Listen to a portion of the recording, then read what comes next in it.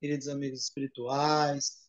Obrigado por mais essa oportunidade de estudos, que possamos cada vez mais entender que esse é o caminho, né, o caminho do entendimento, o caminho da educação espiritual, né, para que possamos cada vez mais subir nessa escalada rumo ao bem, rumo à caridade, né, onde os nossos amigos espirituais repetem há tanto tempo, e que possamos tirar o melhor proveito possível de todos os momentos desses ensinos. Pai nosso que estais no céu, santificado seja o vosso nome, venha a nós o vosso reino, seja feita a vossa vontade, assim na terra como no céu.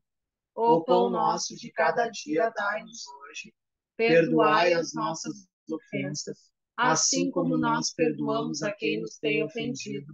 E não nos deixeis cair em tentação, mas livrai-nos de todo mal, que assim seja. Vamos lá então, pessoal, seguindo nos estudos do livro Missionários da Luz, capítulo 15, Fracasso.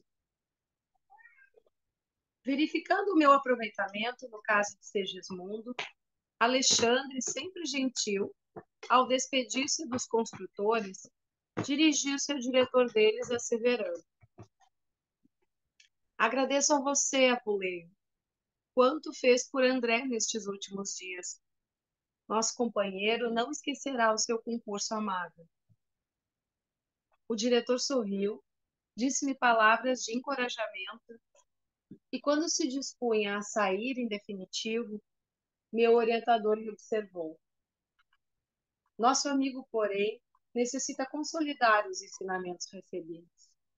André acompanhou um caso normal de reencarnação, no qual um esposo honesto cedeu inicialmente aos nossos fogos para que Segismundo renascesse com a serenidade imprescindível.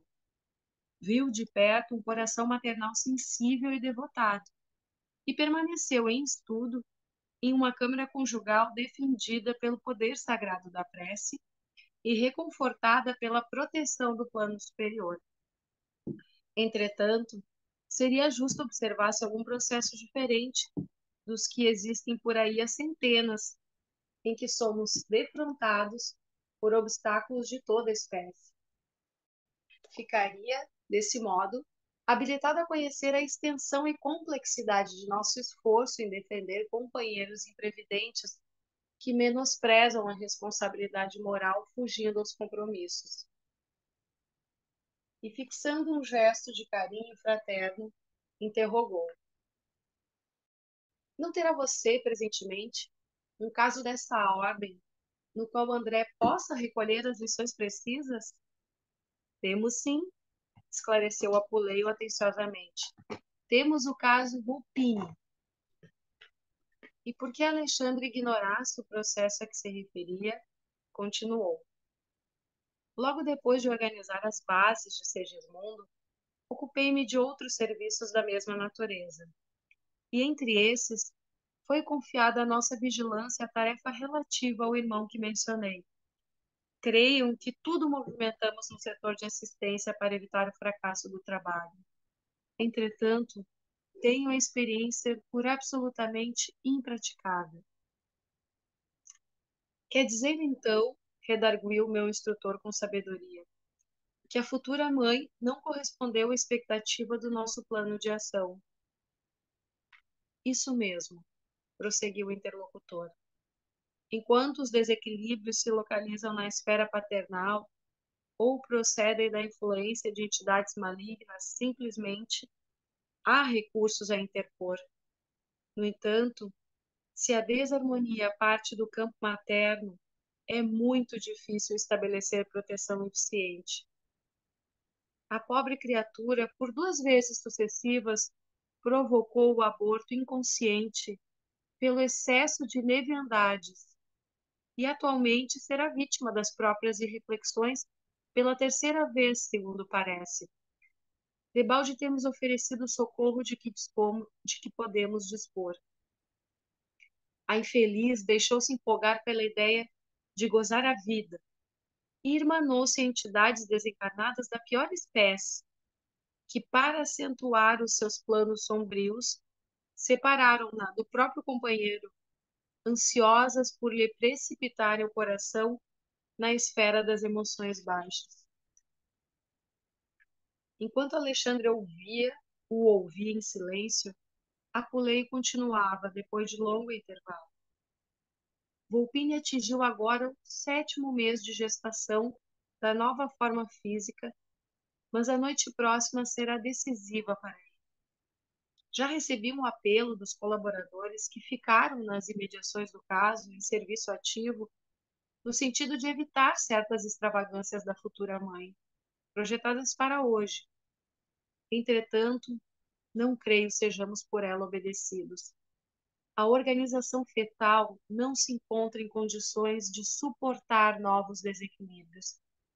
E se a pobrezinha não despertar para o dever, abrirá ainda hoje uma terceira falência. Se André puder vir conosco, dar-nos-á muito prazer. Alexandre, que me parecia muito circunspecto naquele momento, dando a ideia de quem não desejava cultivar qualquer comentário menos edificante, considerou: nosso companheiro irá com vocês. Por vezes, para preservar convenientemente a saúde, é preciso conhecer as enfermidades. Para cultivar o bem, é necessário não ignorar a existência do mal. Com efeito, à noitinha, chegávamos a Puleio, 2 companheiros dele e eu, a uma residência confortável e de aparência distinta. O grande relógio de parede mostrava 19h55. Seguindo o diretor, penetramos um aposento bem mobiliado, no qual se encontravam 3 entidades desencarnadas de horrenda figura que, em virtude do baixo padrão vibratório, não perceberam a nossa presença. Conversavam entre si, combinando medidas detestáveis que não cabe relacionar aqui. A certa altura da palestra, porém, referiam-se ao caso da reencarnação de maneira franca. Não sei, comentou um daqueles perversos inimigos do bem, por que arte infernal vem resistindo o intruso? Despejá-lo-emos na primeira oportunidade. Quando isto ocorre, disse outro, é que há mãos de anjos trabalhando por trás. Pois que vão para o inferno, exclamou o que parecia mais cruel. Veremos quem pode mais. Cesarina já nos pertence 90%. Atende perfeitamente aos nossos propósitos. Por que um filho intrujão em nossos planos? É preciso combater até o fim. No entanto, considerou o terceiro, que até então se mantinha em silêncio. Há mais de 6 meses estamos trabalhando em vão por alijá-lo. Temos, porém, conseguido muito, tornou mais revoltado. Não creio que ele se possa aguentar por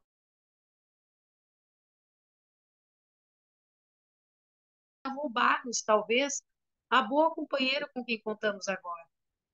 Todas as atenções dela convergeriam para ele, e o nosso prejuízo seria enorme. Mas, se existem mãos de anjo trabalhando, temos mãos de demônios para agir também. Já vencemos 2 vezes. Por que não vencer agora igualmente? E se o filho vier, considerou um dos interlocutores, certamente virá o esposo de regresso. Não poderemos conservá-lo à distância por mais tempo, caso isso se verifique. Isso nunca, respondeu o adversário mais feroz com inflexão sinistra. Como era diferente aquela paisagem interior, comparativamente à câmara de Raquel, na qual levara a efeito tão formosas observações referentes à tarefa reencarnacionista.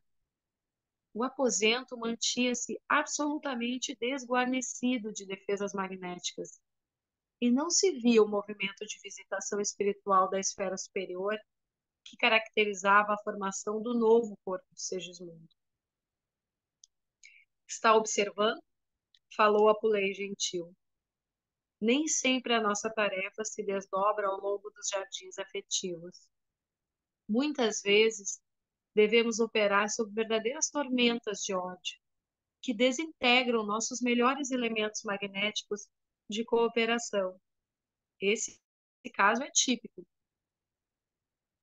Recordei que a residência de Adelino se enchia diariamente de afeições do plano espiritual e perguntei: mas a futura mãe não dispõe de relações em nossa esfera?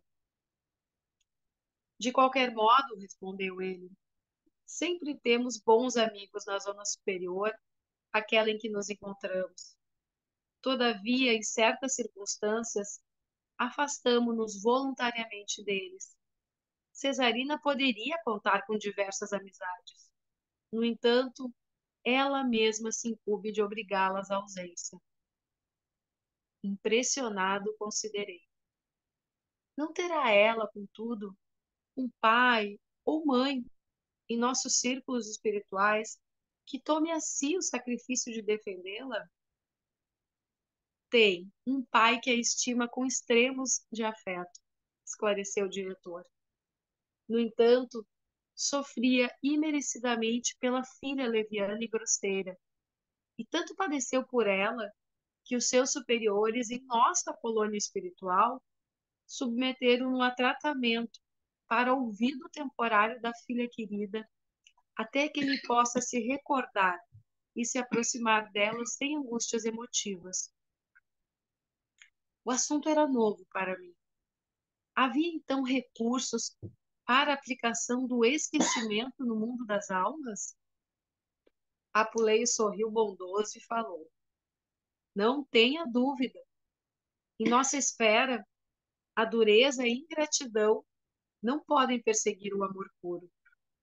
Quando as almas reencarnadas se revelam impermeáveis ao reconhecimento e à compreensão, distanciamo-nos delas, distanciamo-nos delas, naturalmente, ainda mesmo quando encerrem para nós valiosas joias do coração, até que se integrem no conhecimento das leis de Deus e se disponham a segui-las em nossa companhia.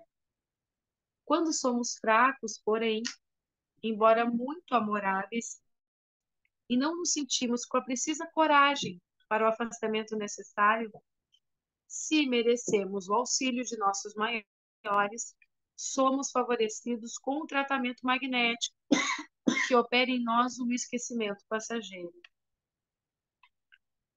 Nesse instante, Cesarina penetrou no quarto seguida dos espíritos construtores que velavam por Volpine, o reencarnante. Enquanto a senhora se sentava à frente de grande espelho, dando início a complicados arranjos de apresentação festiva, os cooperadores de Apuleio se aproximavam, saudando-nos atenciosos. Infelizmente, disse um deles ao chefe, a situação é muito grave. É impossível prosseguir em nosso esforço de assistência com o êxito desejado. Nossa irmã afunda-se cada vez mais nos desequilíbrios destruidores.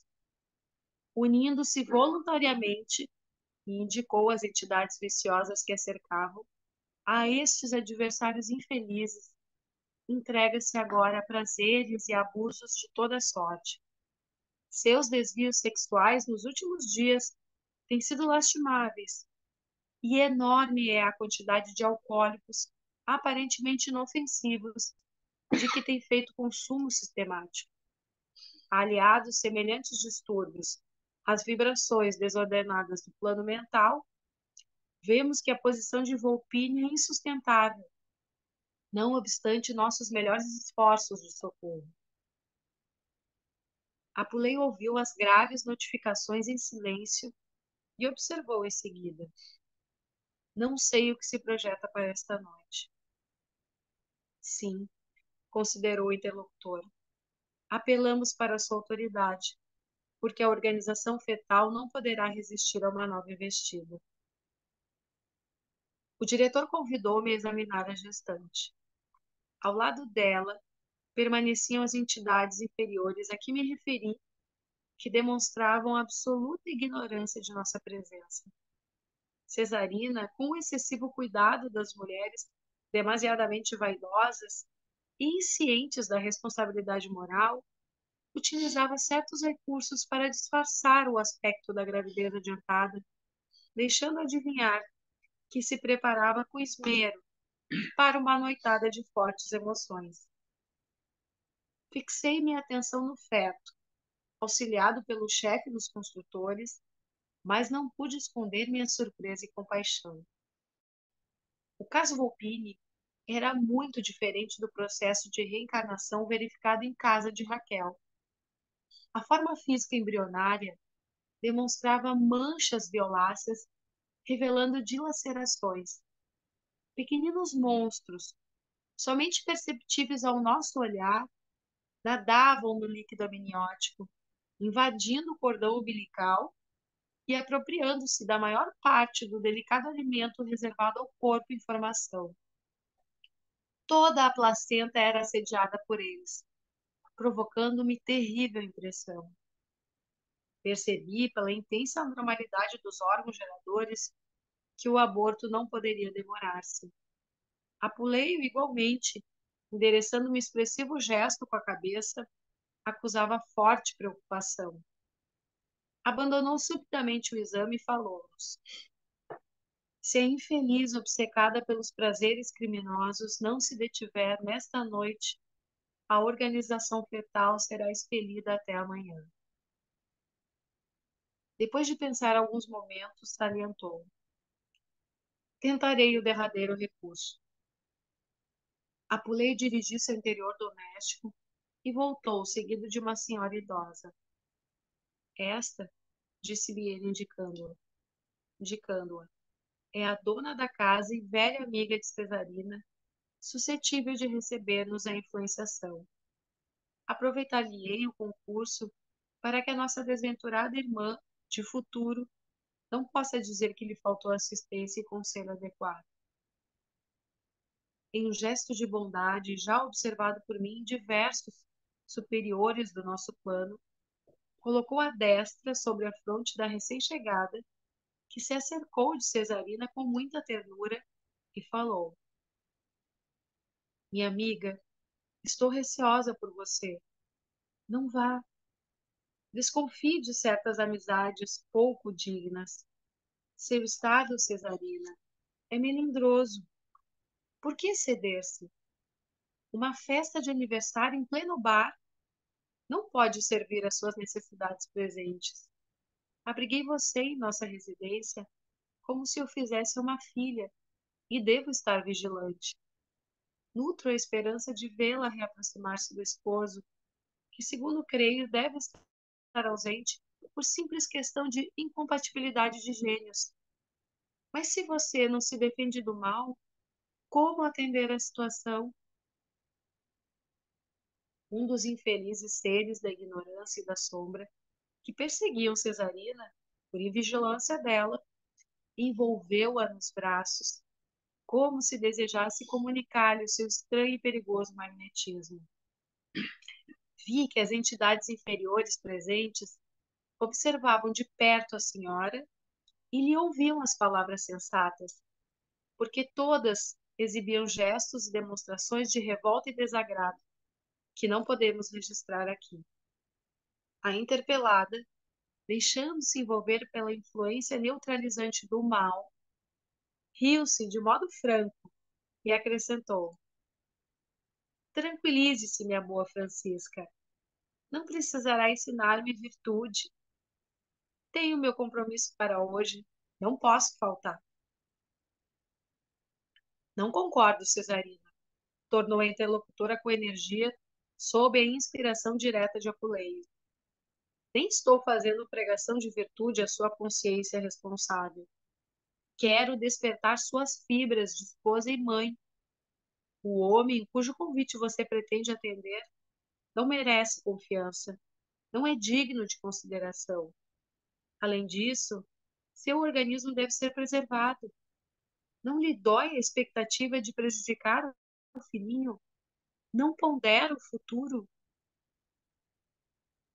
E a respeitável amiga continuou advertindo com severidade maternal enquanto a futura mãe de Volpini se manteve em franca posição de negativa e impermeabilidade. 2 horas durou a conversação, na qual o diretor dos construtores usou da caridade, da lógica e da paciência, nas mais altas doses. Todavia, ao fim desse tempo, um automóvel fonfonou à porta. Cerrando o pequeno estojo de perfumes, Cesarina abraçou a velha amiga desapontada e despediu-se. Adeus. Voltarei mais tarde. Não tenho tempo a perder. O veículo rodou a caminho das avenidas asfaltadas. As entidades perturbadas seguiram no carro célere, mas nós, esperando a manifestação de Apuleio, ali permanecemos. Algo triste, o chefe de serviço dirigiu seus colaboradores, declarando: podem regressar à nossa colônia em descanso. Nada mais tem que fazer por agora. O dever de todos foi bem cumprido. E olhando para mim significativamente, acrescentou: irei, eu mesmo, em companhia de André, buscar Vulpine para recolhê-lo em lugar conveniente. O ambiente era de consternação, porque se os espíritos superiores são equilibrados, não são insensíveis. Acompanhei Apulei durante longos minutos de silêncio, penetrando em seguida em uma casa de barulho ensurdecedor. O grande salão e departamentos reservados estavam repletos de homens e mulheres inquietos, excitados pela música barulhenta e estonteadora, mas a assembleia de desencarnados, de condição grosseira, era muito maior, tomada da mesma alucinação de perigoso prazer. Mantenha-se indefensiva, advertiu-me o diretor. São poucos os desencarnados com reduzido tempo de experiência que podem penetrar ambientes como este para serviços de proteção.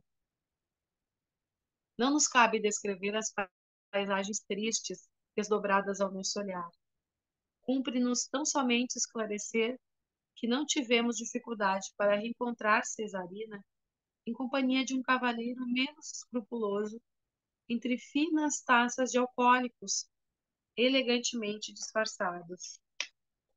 Apuleio aproximou-se e retirou Volpine, que a ela se abraçava como criança semiconsciente. Em seguida, viu-o aplicar passes magnéticos em toda a região uterina, empregando infinito cuidado. Retomando Volpine, que confiara às minhas mãos para poder operar com eficiência, falou-me calmo. Desliguei o reencarnante do santuário maternal. Entretanto, não deveríamos esquecer-nos de ministrar o devido socorro à mãe vigilante. Ela precisa continuar a luta terrestre quanto possível para aproveitar alguma coisa da oportunidade. Retiramo-nos conduzindo o companheiro, prematuramente desligado, a uma organização socorrista. Mas depois de atender a todos os deveres que me competiam, desejei, na qualidade de médico, observar o que se passava com a pobre mulher fracassada em sua missão sublime. Nas primeiras horas da manhã, dirigi-me à residência que visitáramos na véspera. Com grande surpresa, porém, verifiquei que Cesarina não se encontrava em casa. Não se passaram muitos minutos e uma vizinha interpelava a senhora, que Apulei influenciara, perguntando-lhe o que eu desejaria saber. Cesarina, explicou a matrona preocupada, na manhã de hoje foi recolhida a uma casa de saúde em estado grave. No decorrer da rápida conversação, recolhi as informações necessárias relativamente ao endereço e procurei visitar incontinenti a infeliz criatura que deixáramos na festa elegante da véspera. Fortemente impressionado, soube que Cesarina, em gravíssimas condições, acabava de dar à luz uma criança morta. Final do capítulo 15. A gente vê o contraste desse esse capítulo dessa reencarnação, né, tentativa de reencarnação com a do Segismundo, né? O Segismundo não foi um processo de reencarnação sublime, como a gente já viu, mas teve todo aquele aparato e, fundamentalmente, qual é a diferença? A diferença é a aceitação da mãe. No caso lá, tinha a Raquel, né, que se reviu todo aquele seu passado, aquela dívida que o Segismundo tinha com ela, praticou o auto-perdão, perdão. O Adelino também meio que recalcitrante no início, mas depois acabou aderindo. E aí, nessa aí, na tentativa da reencarnação do Volpini, esse, com o auxílio aí do Apuleio, com a mãe dele, essa mãe, quer dizer, a pessoa que engravidou, né, do marido, e que mesmo assim ela não tinha se desvinculado dos ambientes de baixa vibração, ou seja, uma mulher casada que teve um filho que o marido abandonou pelo comportamento dela, não querendo dizer que ela fosse para as festas para procurar outros homens, mas sim ter aquela sensação de achar que qualquer festa era um motivo. Isso acontece às vezes, né, em nos relacionamentos e situações de separação, e que muitas vezes a gente vê o comportamento, quer dizer, os casais que muitas vezes se separam por influenciação de espíritos, mas não porque os espíritos se propõem a fazer a obsessão, mas sim porque o canal está aberto de uma das partes. Então, no caso, a gente tem um exemplo da mãe, da futura mãe, que já havia interrompido 2 vezes essa processo de encarnação, não sei se o mesmo espírito do Volpini ou não, né? Mas a questão que dá do comportamento dela sistemático de baixa vibração. A gente pode pensar assim, tá, mas existe a obsessão por si só, esses espíritos se associaram a ela, por quê? Bom, pode ter causas de passado, pode ter situações do presente com uma situação de uma das partes por um desses espíritos. Está de novo congelada a minha imagem? Eu estou sentindo de novo congelada aqui. Tá boa aí? Vê se o som Tá estiver bom. tranquila. Tranquila. Congelou e descongelou para nós aqui. Congelou e Não, aqui descongelou. está tudo certo. Ah, então tá. Pois é. E aí, o que a gente tem que ter? Fazer esse contraste, porque a gente sabe que o processo de encarnação, cada um se dá de uma forma, e o processo de desencarnação também, nunca um é igual ao outro. Então, essa é a linha geral do estudo. E aí, o que a gente pode extrair daí em relação ao que a gente já estudou? O processo obsessivo, ele não é causa de aborto. Em geral, é muito raro. O que há é a consequência do comportamento de uma das partes, fundamentalmente da mãe. Ou seja, o processo obsessivo ele pode existir de um grupo de espíritos, por alguma razão individual ou coletiva, não querer o reencarno, ou não querer a felicidade dos pais, ou várias razões. Mas há sempre proteção do alto. A gente viu isso no Segismundo, um processo clássico de como se dá quando o ambiente é permeável à atuação espiritual superior. E os espíritos também não podem ficar ingredindo, perdendo tempo, né? Então, esse caso aqui dessa Cesarina, seria a mãe, a gestante, ela estava fazendo, esse Apuleio, provavelmente ele deve ter recebido o auxílio de muitos outros espíritos, né, nesse processo todo, porque ali estava já o processo se consumando de 7 meses, vai sei lá, 7 meses de gestação. O processo todo também teve acompanhamento espiritual, mas eles lento e gradualmente foram vendo que ela não se ajudava. Então, as partes, quando se diz assim, houve o feto morto, que é o feto morto, quer dizer assim, nasceu morto, é feto morto. Ou seja, houve um processo de desencarne no ventre da mãe, né? E esse resgate espiritual se deu à própria Apuleio, levando esse espírito, essa criança, para um berçário. Aí vejam só assim a questão que também nós já estudamos. O tamanho do feto, o tamanho do espírito reencarnante não é o tamanho de um embrião e de um processo físico que se dá. Ele é praticamente uma criança. Então, são recolhidos a um berçário no plano espiritual, aguardando uma nova oportunidade. Pode ser com a própria mãe, pode ser com colateral, pode ser até uma situação que, às vezes, o próprio espírito começa um processo de repulsa contra a mãe, e aí se torna um obsessor da mãe. Isso aí há outras obras que a gente ainda vai estudar do próprio André Luiz, que fala o processo sistemático de abortos provocados, aquele que depois vem lá e reencarna com a própria mãe num outro ventre que ele vem ligado espiritualmente a ela no processo de tumoração, que ela passa a ter um tumor de ovário, né?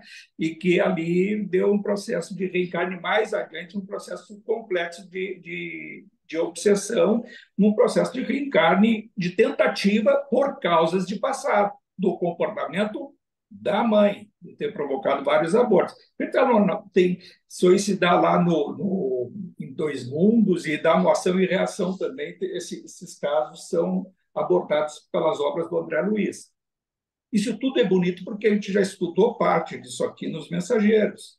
Eu tive esse processo obsessivo, lembro daquele rapaz, o médico saía, levava para casa os espíritos, aí aquela esposa era boa, ligada com o alto, criavam uma proteção. Aqui o caso é inverso, né? A mãe, essa gestante, ela que tinha ligação com esses espíritos sugadores porque eles retiravam dessa gestante a energia da bebida, das viciações, da prática até do sexo, né? E provavelmente faziam isso quando ainda o marido estava dentro de casa, porque a cabeça dela estava ligada à festa, e ela era o elo de atração espiritual obsessivo.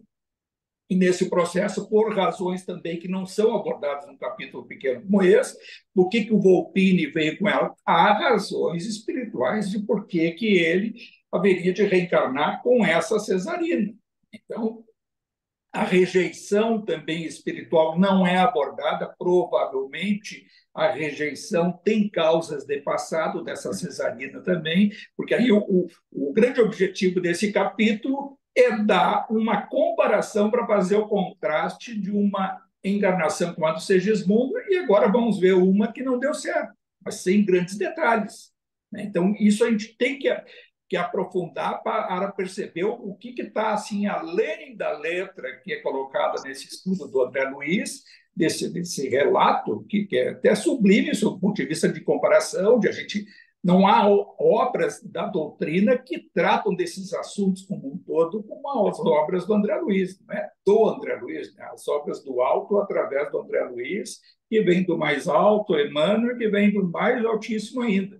Tudo planejado que veio com o Chico Xavier, que era o próprio Kardec, dando na prática como se dá todo esse processo do mundo espiritual. E já por isso ele deveria agradecer, e muito, que hoje nós temos, nesse mundo aqui ainda dos encarnados, acesso a esses estudos, e, felizmente, além de a gente ter o acesso, está tentando dar uma abordada sobre o ponto de vista geral e procurando comparar. E eu vejo assim, eu mesmo, eu estudei as obras do André Luiz lá na década de 90, no início do século, as outras, né, as 16 obras dele, muitas do Emmanuel, e o reestudo, graças a isso e outras oportunidades que nós já tivemos, de se dar conta, porque eu me lembro nos atendimentos, e não foi uma vez, foram algumas vezes, que a gente atendeu, tanto lá na casa como na anterior que eu trabalhava,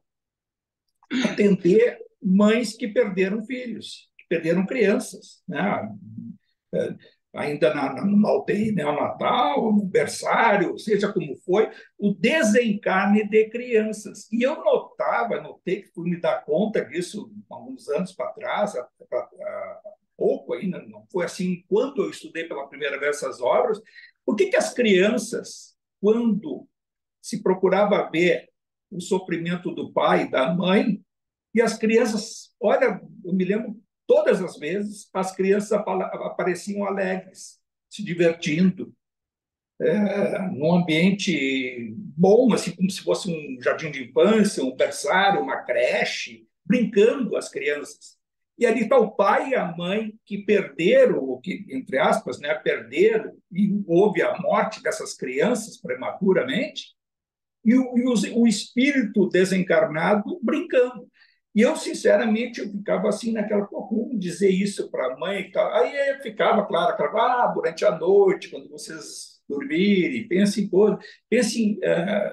peçam em oração para desdobrarem-se, para dormirem, e que equilibradamente possam ir lá visitar essa criança. E não fechava. E com esse texto, não só com esse, mas com outras abordagens modernas do plano espiritual, a gente sabe que o mundo espiritual ele provoca esse esquecimento transitório no espírito que desencarnou ou também no espírito que esteja desencarnado, para não ter o choque fluídico, né, do sentimento. Imaginem só o que seria do plano espiritual se nós tivéssemos as crianças que desencarnam e são arrebatadas do convívio com o pai, com a mãe, e chegar do outro lado desesperadas, e estar chorando dia e noite, gritando o nome da mãe, o isso, o aquilo, e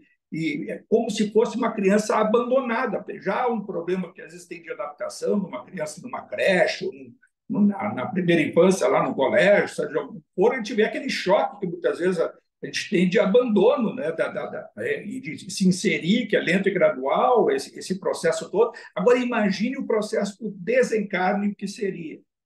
O mundo espiritual provoca, induz a um esquecimento para uma readaptação no outro lado.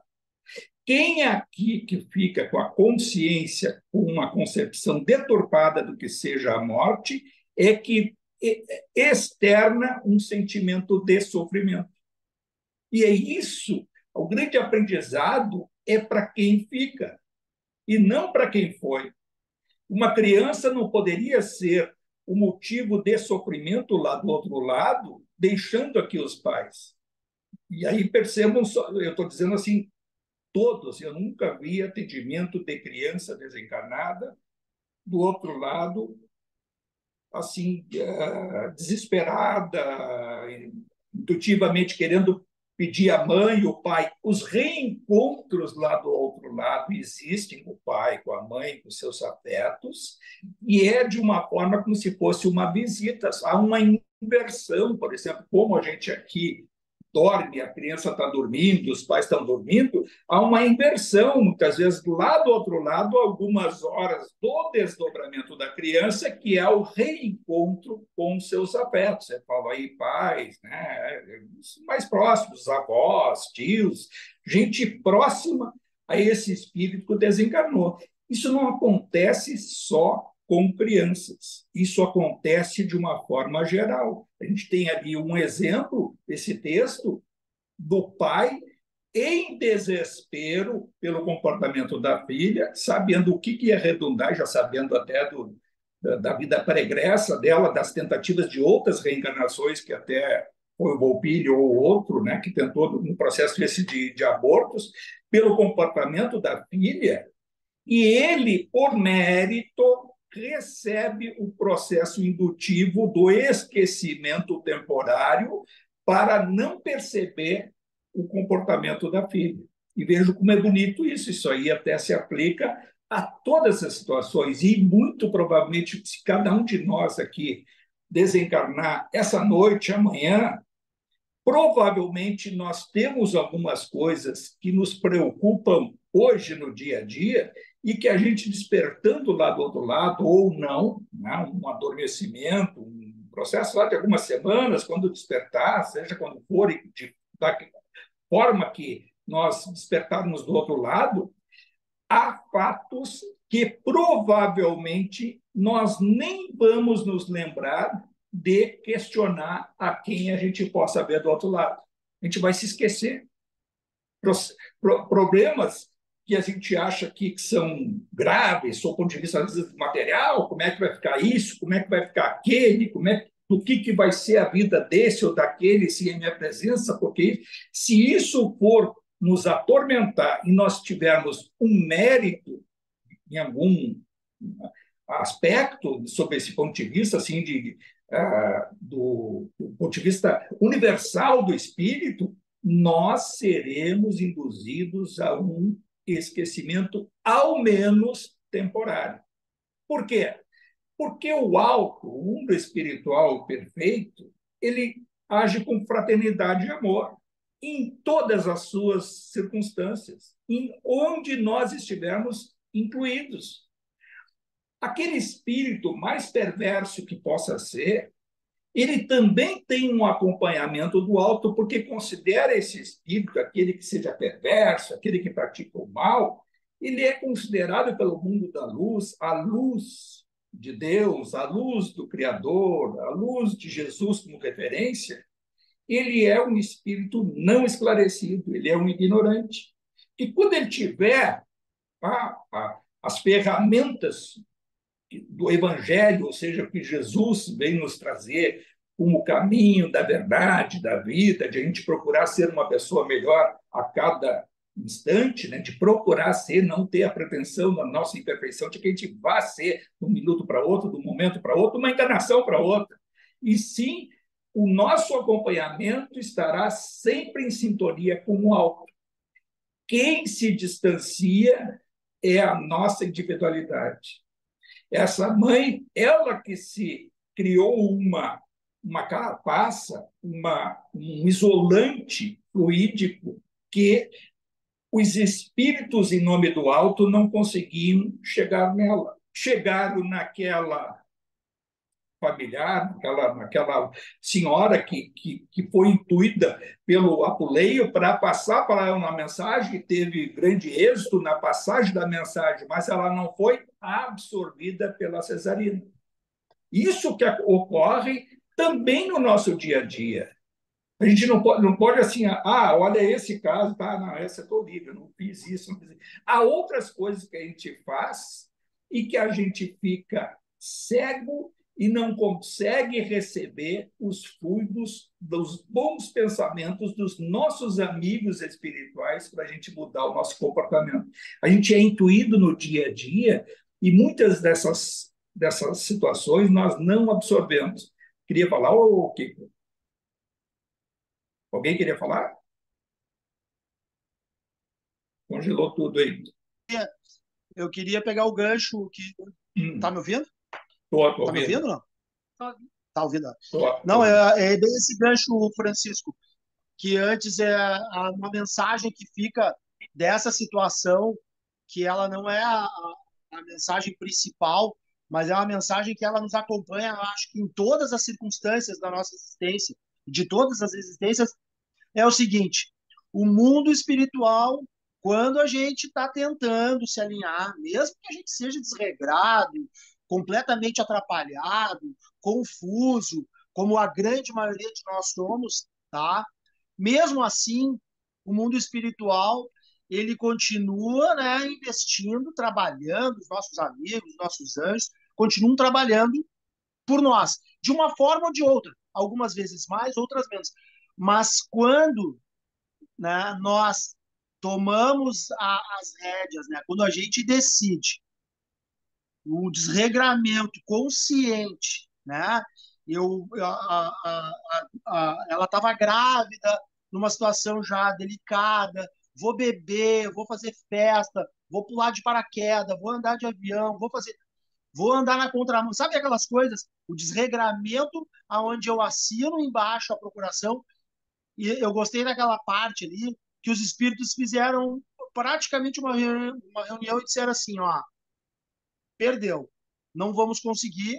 Ele vai, tipo assim, vocês podem ir para casa, né? Porque dessa vez nós não conseguimos, né? Infelizmente nós não conseguimos resgatar. Então ele deixa uma mensagem, parece o seguinte: enquanto a gente fica tentando, mesmo atrapalhado, a melhorar, Os espíritos, eles são incansáveis a nos ajudar. Quando a gente decide realmente a cometer as coisas que a gente comete conscientemente, no caso dela, claro, né? Ela não sabia de tudo que poderia acontecer, mas ela já tinha uma noção que as coisas poderiam dar errado. Então, assim, É, os espíritos, eles fazem assim, eles lavam as mãos e aí não tem mais o que fazer, né? agora, Essa é a mensagem. é exatamente isso, perfeita a tua comparação. Agora, a gente pode aprofundar mais isso e trazer isso para o nosso dia a dia. Nós também cometemos erros parecidos que os nossos amigos espirituais às vezes até perdem um pouco da paciência, ou eles estão vendo que logo adiante a gente vai colocar outras oportunidades a perder, né? E de diversas formas. A gente estudou também lá acho que não foi nesse livro, do Mensageiros, o completista, viram aquela coisa que tinha que durar até 70, não me vem para cá antes dos 70. Quem é que vai dizer que a gente, às vezes, não interrompe isso? Isso, sinceramente, até eu fico pensando, quando eu vejo familiares que estão indo com uma idade avançada, né, 80, 85, 90 anos, aí de fralda, não consegue mais fazer as coisas que tem que fazer no seu dia a dia sozinho, tem que ter sempre um cuidador, tem que ter sempre alguém. Eu fico me imaginando que eu acho, isso hoje, não sei, tenho 62 anos, eu acho que eu não ia dar energia para ir adiante. Porque para aquela coisa do dar trabalho para os outros, do que é isso, porque eu vejo essa situação. E aí, ao mesmo tempo, sob o ponto de vista espiritual da doutrina, nós temos que fazer o esforço ao máximo para mais um minuto ficar sempre aqui. Claro, então eu tenho que travar essa luta interior. Tem que, assim, talvez seja tratar esse orgulho, essa falta de paciência comigo mesmo e de autoaceitação. Não adianta abreviar.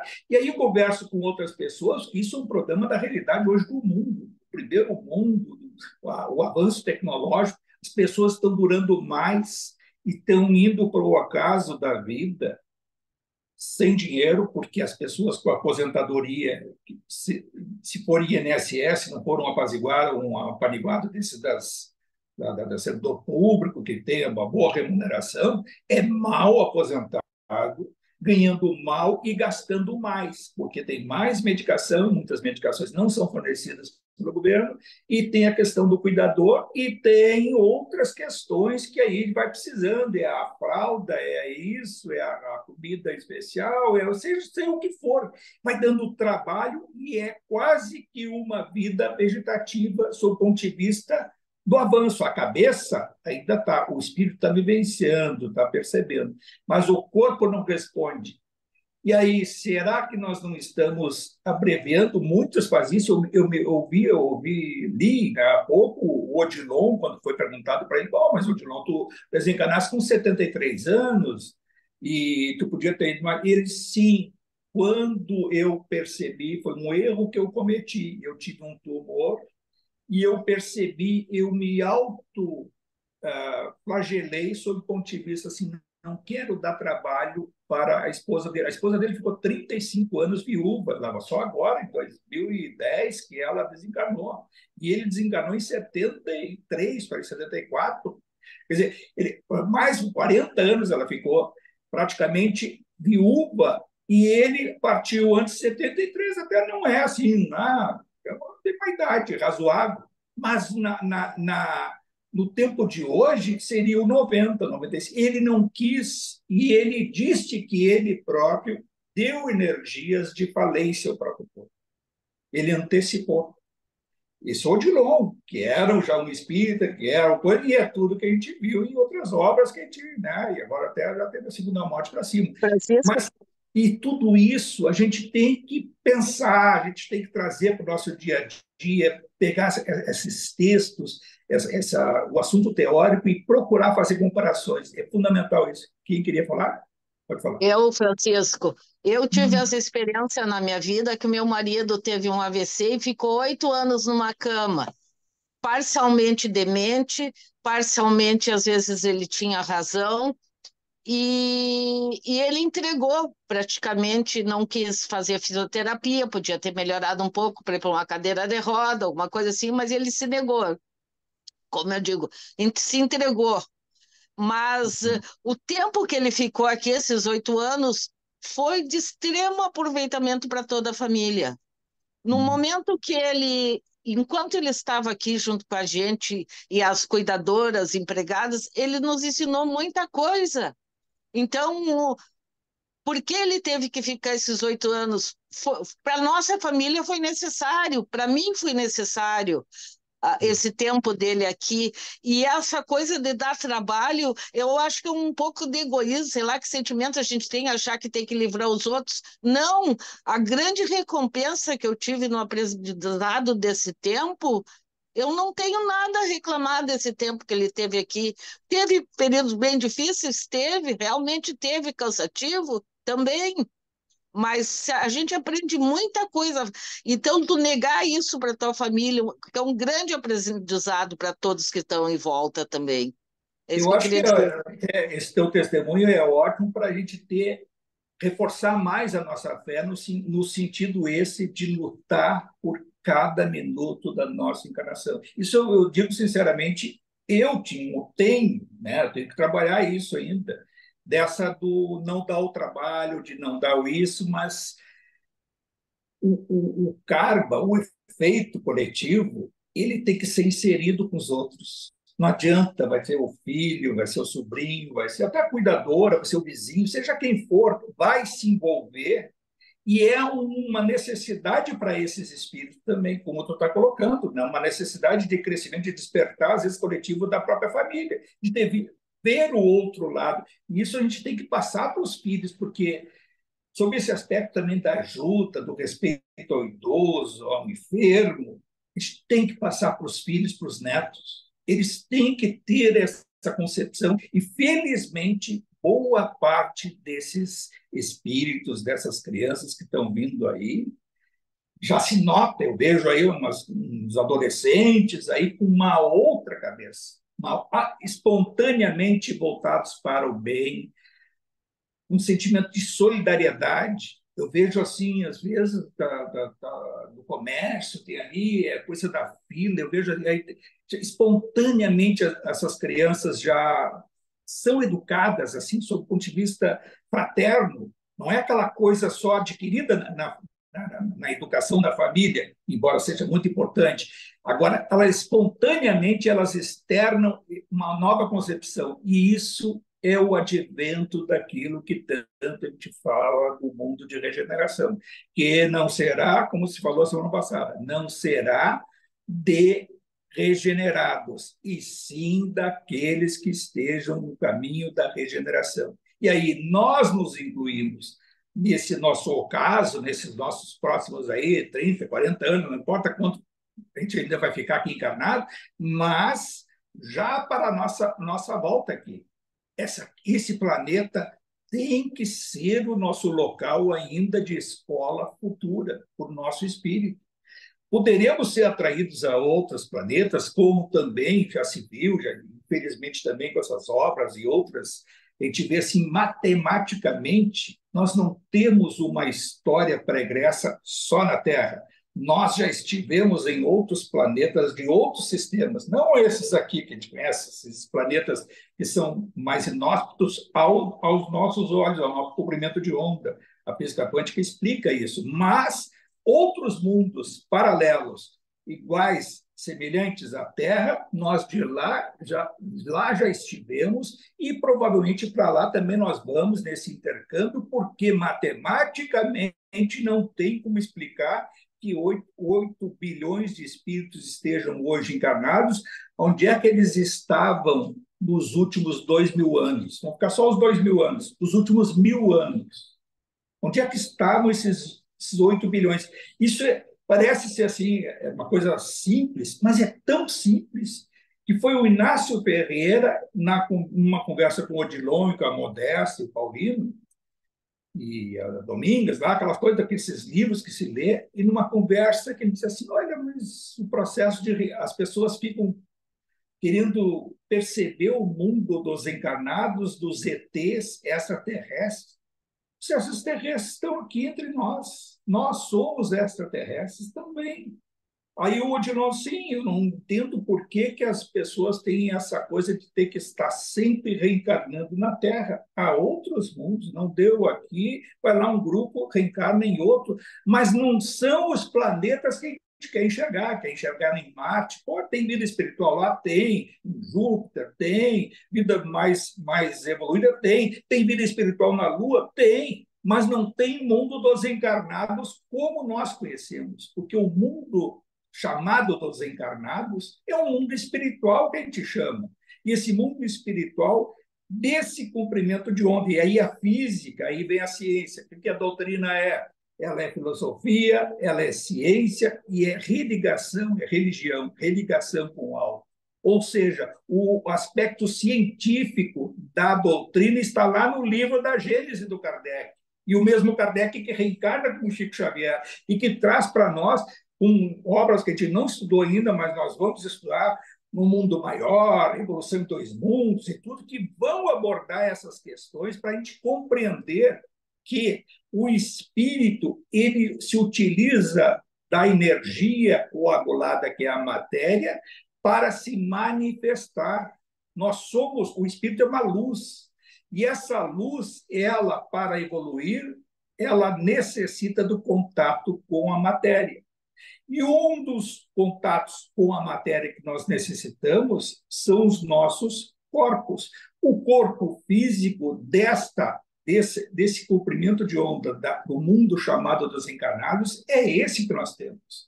Quando nós perdermos ou houver a falência desse corpo físico, o nosso corpo espiritual, que é o modelo organizador biológico do corpo físico, e ele que vai moldar para o mundo transitório que nós vamos, para um chamado mundo espiritual da Terra. E aí nós vamos para essa faixa. Desencarnou em Porto Alegre, vivência social em Porto Alegre, afetiva, mundo espiritual Porto Alegre. Mais organizado ou menos organizado, conforme a vibração de cada um. Aí vai voltar ou vai ser inserido, reinserido a um mundo mais desorganizado, uma favela Porto Alegre. Aí o nome vai variar, as cidades, Nova Uberaba, vamos chamar Nova Uberaba, Uberaba Nova, Porto Alegre, Nova Porto Alegre, bota outro nome, Porto dos Casais, Porto não sei o quê, ou não é Porto, mas é no mundo espiritual de Porto Alegre. E o espírito não vai chegar lá e tu está agora no mundo espiritual. Não, ele se insere a uma circunstância e vai se adaptando e vai despertando alguma coisa ou não, mais ou menos. Por quê? Porque também a gente não para pensar se nós somos um espírito encarnado.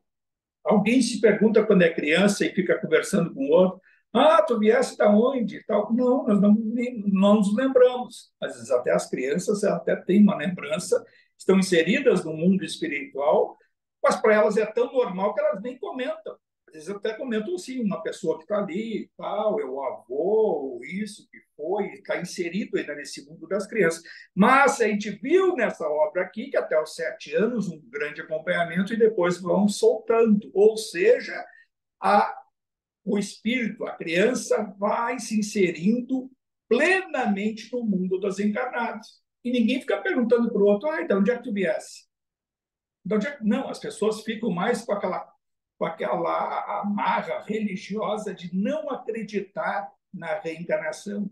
E foram as trevas que intuíram a igreja no concílio de Constantinopla, lá no ano 550 e poucos, que foi retirado a reencarnação, qualquer menção a vidas passadas na própria Bíblia, no próprio Evangelho. E foram as trevas que ali elas intuíram para que a igreja cortasse esses vínculos com o plano espiritual. E foi aí que, então, foi o ano 500, 600, aí no ano 600 vem o Maomé, que era para ter vindo o nome da luz, um desvirtuamento de Maomé, colocando tudo e elaborando o Alcorão, tudo, e no ano 1000, o cisma da própria igreja aí radicalizando, então aí surge lá a igreja ortodoxa, lá, que existe hoje na Rússia, na Ucrânia, em todos aqueles países lá, e o cisma da igreja. E logo em seguida as trevas reencarnam dentro da própria igreja, moldando os corpos físicos, que foi a Inquisição com as cruzadas. E, em nome de Jesus, matavam. Em nome de Jesus, invadiam. Em nome de Jesus, trucidavam. E esses espíritos nada mais eram do que aqueles que queriam impedir a vinda de Jesus. Mais adiante, o que é? Então, o mundo da luz, com a sua fraternidade, o processo é lento e gradual, e nós temos que... Aí manda Francisco de Assis de novo, aí vem o João Evangelista, lá, Francisco de Assis, e muitos outros mártires do cristianismo, e que foram jogados à fogueira e tal, e aí, lá adiante, preparam a volta do Francisco de Assis como Kardec, com todo aquele processo, e tento intuir os governantes, tento intuir ao Napoleão, que era o Júlio César reencarnado, aquele mesmo que havia trucidado lá o próprio Kardec, os druidas nas Galhas, invadiu as Galhas, e todo aquele processo ele se renova novamente. Vamos mais adiante. E o passo foi dado adiante. E hoje nós estamos dando mais um passo. Nós estamos aí vivendo esse mundo de regeneração, nesse processo. Só que a gente não pode assistir o processo. Nós temos que estar dentro do processo, sermos agentes do mundo da luz, à medida das nossas possibilidades de avançar. O avançar, eu aqui no nosso entorno, com os nossos familiares, a nossa relação social, o que a gente lê, o que a gente assiste, o que a gente fala, de procurar ter uma mensagem mais renovadora, mais fraterna, mais em sintonia com o Evangelho de Jesus. É esse o processo que é nosso. Pode ser complexo, mas, no fundo, é extremamente simples, como disse o Odilon com o Inácio conversando. São bilhões, onde é que estavam? Assim como nós. A gente é apenas um nesse, mas nós somos um eterno.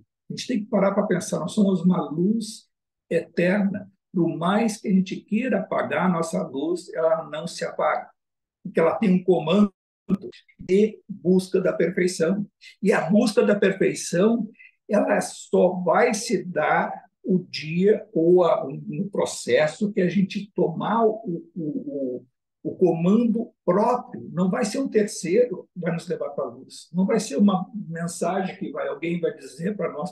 É a consciência de a gente procurar. Eu sei que eu tenho que ser melhor para poder avançar.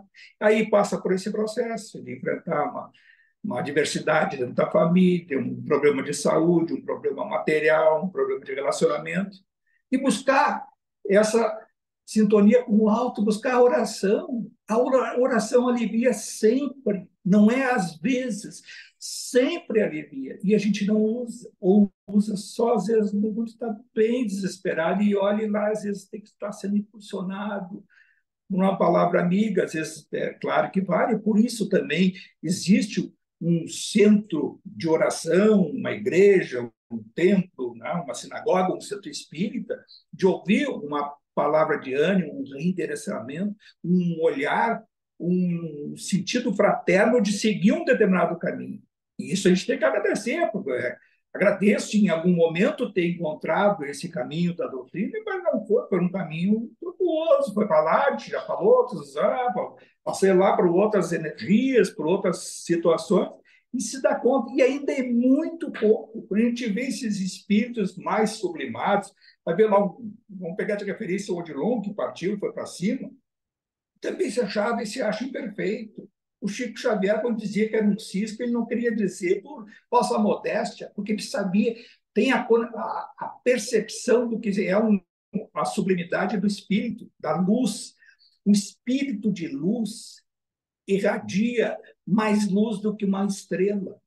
E aí a gente não para pensar do que é um espírito de uma dimensão de Jesus. É um sol, né, a enésima potência desse sol que nós percebemos aqui, e por isso que está presente em todos os lugares quando ele é impulsionado pelo nosso pensamento. Então, quando a gente se propõe a invocar um espírito luminar, referência da luz, nós estamos em sintonia. Essa nossa luz, né, que está num processo de busca do aprendizado, dessa coisa de ser imperfeito e buscar a nossa ascensão, nós irradiamos e sentimos um êxtase momentâneo que nos conecta e alivia todas essas coisas que são de menor importância, que aí, pela oração, depois, passado um tempo, a gente vê, como era coisa pequena. E aí, quando você vê, quando a gente vai para esse mundo espiritual, aí a gente já teve, vai e vem, e durante a noite a gente vai também, está ali do outro lado, e tem um determinado alívio, a gente vê assim, pô, falta uma grande trajetória, um grande caminho ainda. Mas o quanto que eu dava importância para coisas que não devem ser dadas importância, tanta energia no dia a dia. Coisas mundanas, materiais, circunstâncias pessoais, intriguinhas, isso e aquilo. Essas coisas que alimentam esses espíritos que não só podem buscar o seu intento nesse processo de um aborto, como aconteceu ali, o impulsionar a busca de um feto morto, porque a impossibilidade daquela reencarnação daquela forma, mas provocam intrigas na família. Durante o desdobramento do sono, fazem fofocas, vão aqui, provocam determinadas separações, determinadas prejuízos no campo profissional para pessoas, relações sociais, por coisas que nós alimentamos pelo nosso pensamento. Eles têm o intuito de fazer isso por suas razões, mas nós é que damos a energia para que eles façam. Isso a gente não se dá conta, às vezes, quando falta a oração, limpar o nosso psiquismo para enfraquecer possíveis intrusos, mas não repeli-los, e sim mandar também luz para eles, para que eles se esclareçam. Eu acho que é isso, pessoal. Nós passamos, então, do horário. Se não tem mais ninguém para dizer alguma coisa, nós vamos, então, elevar nosso pensamento em gratidão ao alto. Agradecer a Jesus, todos os seus mensageiros, por esta e muitas outras oportunidades que temos. E, quem sabe, a cada contato com a letra escrita dessas obras magníficas do André Luiz, que foi médium dos espíritos crísticos, que através de Chico Xavier, nossa referência mediúnica, ao qual nos impulsiona a seguir esse caminho da busca do esclarecimento, da vivência do Evangelho, à luz da essência do que Jesus nos ensinou. Pai nosso que estais no céu, santificado seja o vosso nome. Venha a nós o vosso reino e seja feita a vossa vontade, assim na terra como no céu. O pão nosso de cada dia que nos dai hoje. Perdoai as nossas ofensas, assim como nós perdoamos a quem nos tem ofendido. E não nos deixeis cair em tentação, e livrai-nos de todo mal, Senhor, e que assim seja. Só